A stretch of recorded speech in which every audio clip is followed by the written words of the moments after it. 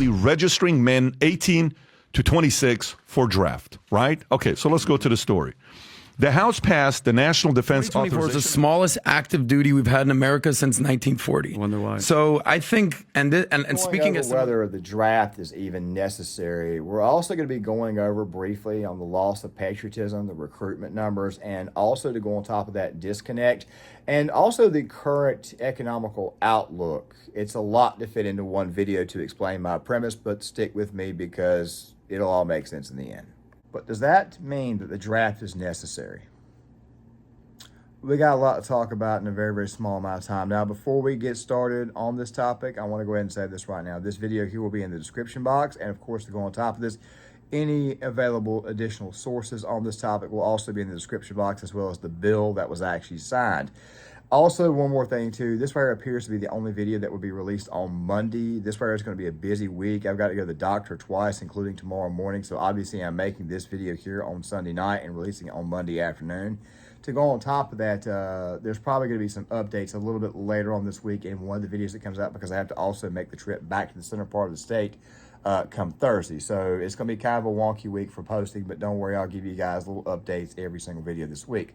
With that rather being said, now let's go ahead and dive into this. So, is the draft even necessary? The United States Congress passed a brand new military budget. Now, these military budgets just get bigger and bigger and bigger every year.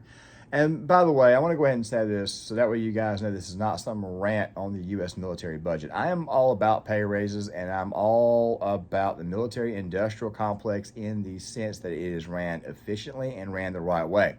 I'm not okay with the way it's being ran right now. I have not been okay with the way it has been ran since at least 2006, 2007. And I was in my early 20s, and I was in the United States Marine Corps at the time, about to get out after my second deployment to Iraq. So trust me, I have seen incompetence in military and asked the question, why are we even spending money on this? Because there's so many things in our budget that, quite frankly, is not necessary. As a matter of fact, I believe that you could actually have a, let's just say, a much, much more pumped up, much, much better trained military, actually with less money spent, if you spend it efficiently and also at the same time reallocate the funds to the right areas. But still, though, at the exact same time, we're focusing in on diversity, equity, and inclusion, and we're focusing in on a bunch of stuff that, quite frankly, does not actually help the common U.S. soldier, Marine, sailor, or airman, or coastie, or even if you're in the Space Force. We're spending a lot of money on things that actually does not help them or actually serve them in the future. Still, though, at the exact same time, why is the topic of the draft coming up? Well, it's pretty obvious why it's coming up. It's coming back up because a lot of people didn't actually read the bill, and they're choosing to go with the phrase draft rather than selective service, which oddly is strangely like the draft. But let me ask you a question. Of all the people who actually register or sign up for selective service, how many of these people would actually be plucked? But remember, at the very beginning of this video, I asked the question, is the draft even necessary going forward for what we are facing? So, what have we got going on right now? We've got a conflict in the Middle East between Israel and the Gaza Strip against the Palestinians, Hamas, the Israel-Hamas war. We've also got some saber rattling going on between Israel and Hezbollah, that right there being Lebanon. So, of course, we are expecting another conflict to come. We're also dumping a lot of money into a conflict between Russia and Ukraine, a war that, quite frankly, I've been adamant that we stay the hell out of, because of all the money that we're spending, and also the fact that it's some nuclear power there in Russia, and Ukraine is not a NATO ally. And you've also got Beijing, Biden, of course, doing everything he can to allow China to just run all over Taiwan. Now, I have mixed feelings about that one, and I'm not going to lie to you guys. I don't even have a real stance on that one, except for Taiwan has a lot of microchips, and I'm not exactly okay with defending Taiwan. I don't think it's necessary, but then again, at the same time, when you've got the Philippines, you've got Japan, you've got Australia, you've got basically an entire wall there that we've set up, it probably would not be a good idea to just let Taiwan, get taken over, which is one of the biggest reasons why it is, given the landmass that Taiwan has, given the terrain. It might just be a good idea to just arm these people, Second Amendment, let them defend themselves. It's not like they don't have a military. They do have one. And China's military, as large as it is quite frankly untested, and they have a history of losing, just saying. Which makes people automatically wonder if all this talk about the draft is just good old-fashioned nonsense. Meaning, is it designed just to get clicks and whatnot? Is it designed for people to just kind of look at and say, oh my God, we're going to war? It seems like it's actually a little bit more complicated than you think, but let's go ahead and roll this little bit from the Patrick Bet David podcast because it got kicked around here. It got kicked around on Fox News over the weekend. It got kicked around a little bit everywhere, but let's see what the hell's really going on here. Act, NDAA, on Friday, including a measure to automatically, not even a draft, to automatically register men age 18 to 26 for military draft. Representative Chrissy Houlihan, who led the initiative, stated it would help ensure any future military draft is fair and equitable. What? And redirect resources towards military readiness. This year's NDAA authorizes $895 billion in military spending, $9 billion increase from fiscal 2024. It includes the largest ever military pay raise in history with a 19.5% increase for junior enlisted troops. It also funds two brand new warships are being built, 2 submarines, 2 Virginia-class submarines. Now, I want to go ahead and say this real quick. I think we should be focusing in our military on a few key areas first before we decide to rebuild it. I think we need to be focusing on training, number one. Number two, I do believe we should have a bigger Navy. Number three, I do believe we should have a big Air Force. And number four, to go on top of that there, I also think that we need to change the military doctrine, especially given the fact that we're not fighting wars in the Middle East. Now, they may already be ahead of that, but still at the same time, though, I think we need to be looking at all avenues. And as I said before, I think that we need to be using that money more efficiently when it comes to the actual military itself. I'm not against military spending. What I am against is stupid spending within the military on things that, quite frankly, are not necessary, which also brings us back to the topic of the draft and selective service. So this bill, in a lot of ways, is really just an extension of selective service and is forcing 18 to 26-year-olds to register for it. Now, the question then becomes, okay, that means that we have the draft. Does that mean these people are going to be plucked? Well, it kind of brings us back to the point of this video. Is it actually necessary? Well, if you look at the economic reports, you probably think that the economy, or at least the mainstream media, is telling you that the economy is good. So therefore, if the economy is good, then that right there might make you think that maybe that there's a lot of jobs out there or a lot of people are hiring, but in reality, that's not the case. When you look at the actual reports when it comes to the U.S. unemployment, and you find out the actual employment numbers themselves, when somebody touts the fact that they got 200,000 jobs created a month, that's not good numbers, especially given the fact that we've been known to produce anywhere between 500 to possibly even 1 million jobs a month. We're not producing enough jobs, nor are we producing enough hours for those workers. The only companies that seem to be hiring at this moment in time are the medical field, and also, to go on top of that, retail sales stores, which, by the way, are only bringing in part-time workers. And let's also not forget the fact that a lot of these people who are being given jobs are also illegals coming in who are getting work visas, thanks to Biden's border crisis, which makes you think that maybe there's a situation here where it looks like people are going to be looking at this and saying, oh my God, I'm going to be needing to look for some form of stable paycheck here in the future, but the military is an absolute joke at this moment in time with all the diversity, equity, and inclusion and stuff, which, believe it or not, they actually tried to cut out of this bill. Pay attention. $900 billion defense bill that includes a 19.5% pay raise for junior troops. It also has amendments to roll back DEI in the military. That includes eliminating the chief diversity officer, eliminating DEI-related offices and personnel, and enforces a hiring freeze on such roles.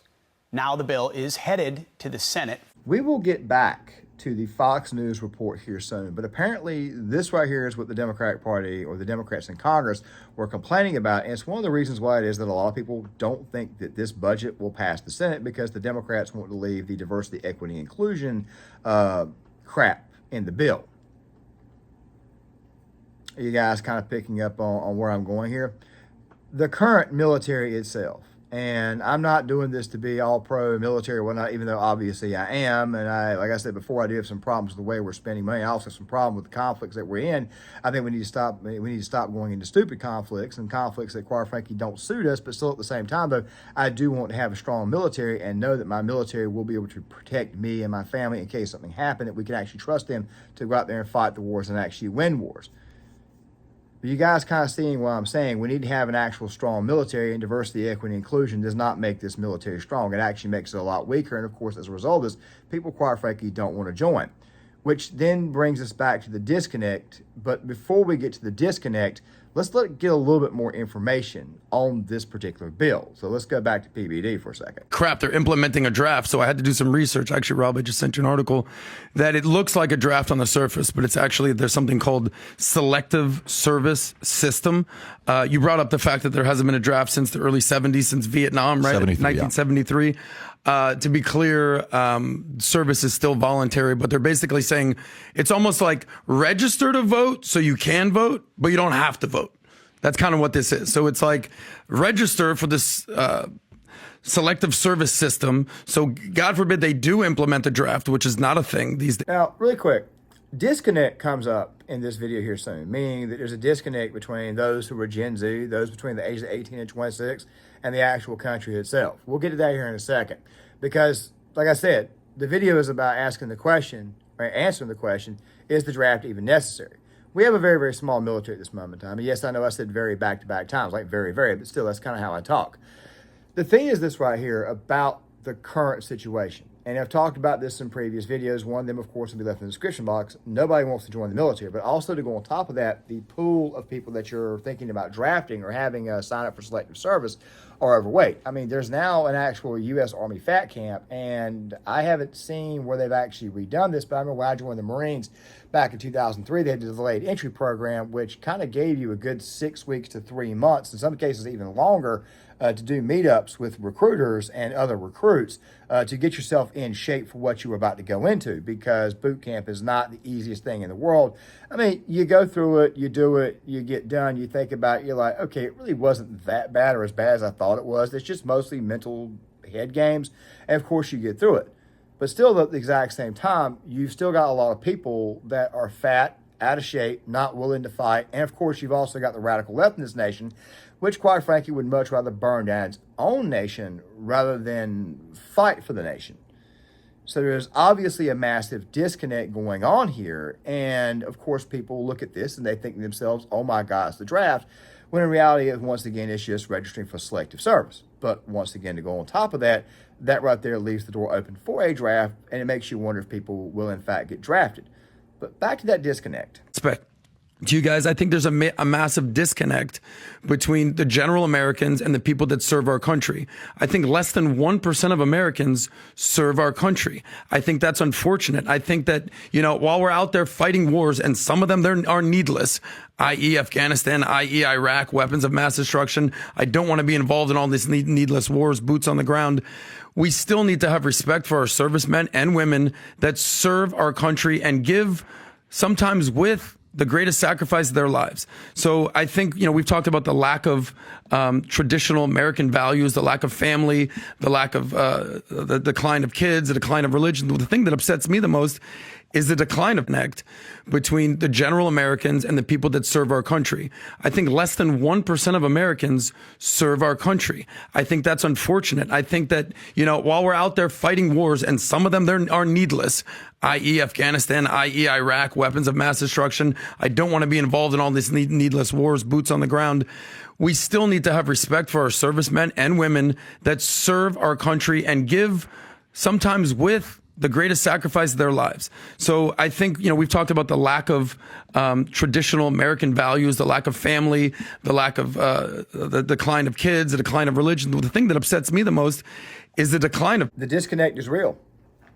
But it's not just the disconnect with the actual country itself. You got to look at something else. Let's just say, for the sake of argument, that you were anti-American when you're 16, 17 years old, and all of a sudden you have a change of heart when you're 20, and all of a sudden now you're pro-American now that you've actually done some actual research. Of course, yeah, when you go to college, we all know that college is a leftist indoctrination camps, but still at the same time, while they are leftist indoctrination camps, there are periods in time where people do actually take advantage of the library, read some books, or maybe they find a book and maybe they can't actually read it. Maybe they don't want to actually read it, but they get Audible and they get the same book on Audible for free, and they find out that, wait a minute, history is not exactly what I've been told it was. It's not exactly what my friend said it is. There have been cases where people have actually gone to college and actually not coming out hating their actual families or hating their actual country. Trust me, these cases do happen. You just don't hear about them as often because the radical left oftentimes loves to hijack the conversation. But still, why all the disconnect? Well, when you have an administration that has gotten you into all these wars and, of course, gotten our hands on these conflicts, and then go on top of this when you have an administration that finds a way to botch a war that we were involved in for close to 20 years, that right there being Afghanistan, botch the actual pullout. Bear in mind, in Afghanistan, the original date for us to lower down was actually in May. But of course, the Biden administration wanted a photo op, so they pushed it out to September. That angered the Taliban. That angered all the people on the ground. Next thing you know, what happens right there at the very, very end of the month. Of course, 11 Marines die, a corpsman dies, and a soldier dies. And of course, people see this type of crap, and guess what? Nobody wants to join the military. Now, you're probably thinking to yourself, people didn't want to join the military before that. But then again, though, given all the requirements involving the jab, the poke, and all that stuff there, nobody wanted to join because people, quite frankly, could see that it was getting political. Next thing you know, these people are targeting what they believe to be right-wing extremists in the military. People have Gadsden flags. I'm pretty sure you guys may remember that. I know it's an old story, but I'm bringing it up now because I think it's relevant. After a while, people just don't want to join because they think that the military itself is actually anti-American. Which brings us back to that Fox News report. It brings us right back not only to the Fox News report, but what's actually said and what was actually being voted on. And of course, the thing that was being voted on that people want to actually talk about is actually the pay raises. I'm pretty sure those who are actually in the military would love to discuss the actual pay raise because guess what? They are the ones who, quite frankly, who are needing said pay raise. And 19.5%, that sounds pretty daggone good. It may even have some guys, experienced people, may actually want to stay in as a result of this until we figure out how to fix our military, which is corroded with DEI at this moment in time. But let's continue. Groups who can't even afford to feed their families, it's about time. Yeah, we have young enlisted soldiers that are on SNAP benefits to make ends meet, and that's unacceptable for people that have risen their hands to defend this country against all enemies, both foreign and domestic. But the CBO predicts that this is going to cost us about $24 billion over the next 5 years. Now, keep that in mind. Democrats are opposing this, but in April, they were in favor of sending $61 billion more to Ukraine. It's absurd. And also, rolling back DEI is something that's critical, and that's why our armed forces are hurting. This is not about diversity. This is about finding people that want to serve our country. DEI should stand for destroying enemy insurgents. That's it. Exactly. Destroying enemy insurgents. That is what DEI should in fact stand for. But right now we have a political party and a political establishment that quite frankly wants to feminize the military, therefore making them targets. Pastor Greg Dowell made a good video on this the other day. He's not exactly, I don't fully agree with his take, but he made a video about the draft and he basically said you're going to have a lot of people who don't want to be there. And quite frankly, I agree with that sentiment. You're going to have a lot of people who don't want to be there. And he basically made the assessment that there would be a lot of body bags if a fight broke out, a war actually broke out. A lot of U.S. personnel would get killed. I'm here to tell you right now that I do share the exact same fear. However, I'm not as black pill on the issue, given the fact that I got out back in 07. Pastor Dowell, I think he got out back. I'm not trying to call him out or anything, but if you know who I'm talking about, then you'll know he's Army. He served during the 80s, and of course, he had a different time frame than me. The military, at least as far as that time, the global war on terrorism, when I joined, they were training the little hell out of you for what the hell was going on. But still, at the same time, though, the prospect of war always brings that possibility that a lot of people could, in fact, die that, quite frankly, don't need to die. Let me also say something else, too, because as far as the sad reality of the world, it's not the people who don't want to be there that die. It's the people who don't want to be there that get people who are actually trying to do their job killed. That's the sad reality of the situation. But let's continue. Navy's down 20%, Air Force down 11%. And you mentioned it, though, Wesley. The Democrats are against the pay raise for the junior enlisted troops? I actually can't believe it. And you're sitting there talking about, recruiting numbers. We need to pay these people more because that's going to help us with recruiting. But aside from the fact that this administration is more focused on pronouns and gender studies than actually focused on war fighting, that's why we're seeing this decline in recruiting. So paying our soldiers more, recruiting the right people. Okay. You guys obviously saw those recruiting numbers. I chose to focus in primarily on those recruiting numbers. I will leave the full clip and everything in the description box for you guys to see, but I chose to focus in on that. Nobody wants to join. We've got a society that's overweight. We got people who don't want to join. We got a loss of patriotism. We already know that. Hence the reason why it is that there was a new bill signed, or a new bill passed in Congress that's supposed to be signed, but probably won't get through the Senate. We'll have to get reworked, which is probably going to put DEI crap in there anyways, because these leftists want to ruin our military. And it makes you think that obviously the draft is coming back. And of course, it's probably going to be implemented and people are probably going to get plucked. But as I said before, I don't think people are actually going to get plucked, and I don't think it's going to be necessary, as I'll explain to you guys here in a second in this video, because that's the point. Is the draft even necessary? But before I answer that question, I'm going to give you guys my personal opinion one more time, very, very quickly. I think the current military at this moment in time needs to stay the same size. The current military at this time needs to get rid of all the crap, needs to get rid of all the DEI. We need to change our military spending, get our country back on track, get out of these foreign wars, and we need to actually implement a doctrine to actually fix our military while at the same time giving our troops and our veterans all the pay raise that, quite frankly, they deserve. But remember what the point of this video was. There's a question. Is the draft actually necessary? Let's watch this next segment. Growth is tied to inflation because wages go up. Business employs a bunch of people with wages going up. They raise the price of the product. There's inflation, wage, product, and the cycle. Well, now this is showing that it's cooling a little bit, which also could lead to maybe the Fed making 2 cuts between now and the end of the year. September and December is what a couple major banks think will be, so that you could be at 6.75 for mortgages by the end of the year. Or the signs that were about, I think, to tick a little bit different. But the affordability for the average American is still horrifying. Tom, FYI, this is not good for Biden, because what Americans will forgive you on is, say if he were to lower the rates, and I'm talking Powell, say if he were to lower the rates and you see sudden, slow movements, the 3 rate cuts, this would have been very big for Biden if we would have had the 3 rate cuts.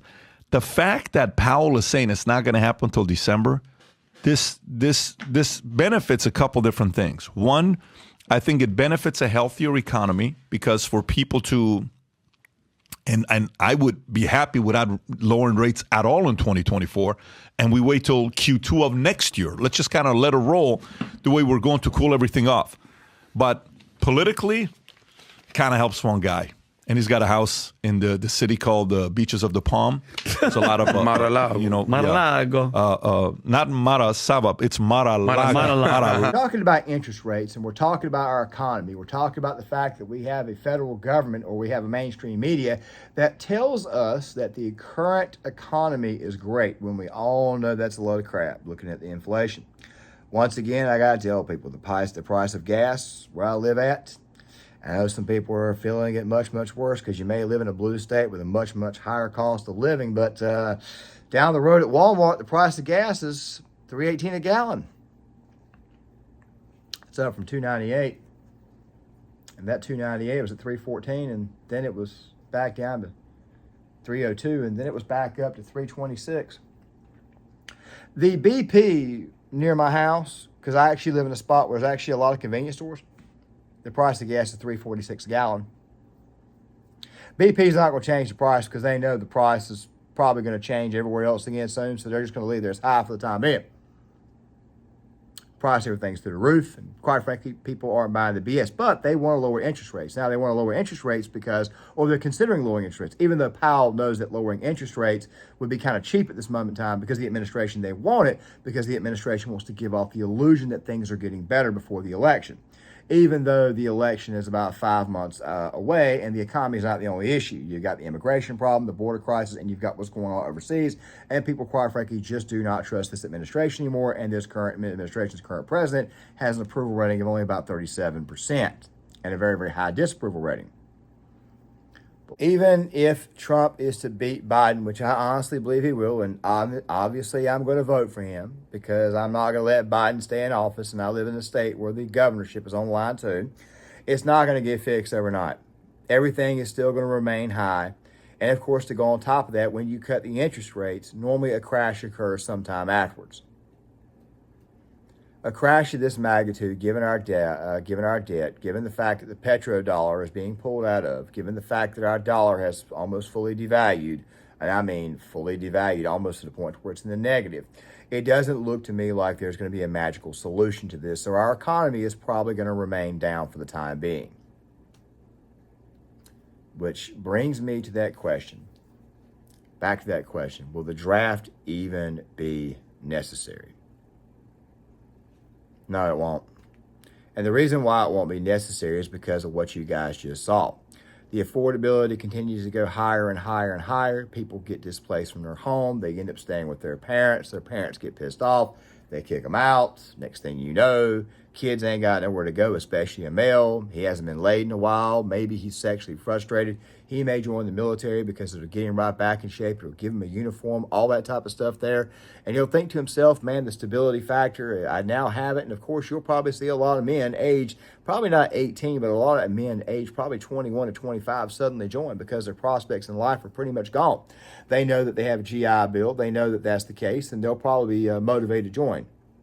Not out of patriotism, but out of stability factors, comfortability factors, meaning, I got to have a paycheck.